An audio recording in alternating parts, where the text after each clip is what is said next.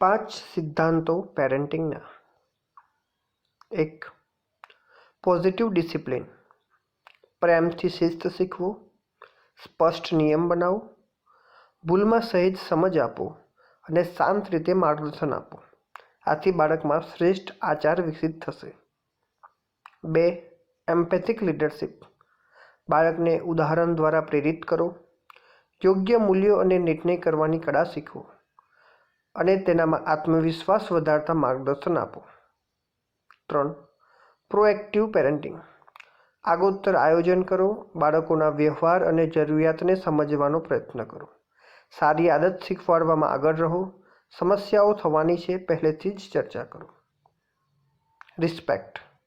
બાળકના વિચારો અને લાગણીઓને માન આપો, તેમને સાંભળો, નમ્ર રીતે વાત કરો અને તેમની પસંદગીનું સન્માન કરો. આથી બાળકમાં આત્મવિશ્વાસ વધશે. અટેચમેન્ટ. બાળકો સાથેનો સમય વિતાવો, પ્રેમ અને સમર્થન આપો, ગળે મળવું, સમજવાનું શીખો, નમ્ર શિસ્ત અપનાવો અને તેને ભરોસો આપો.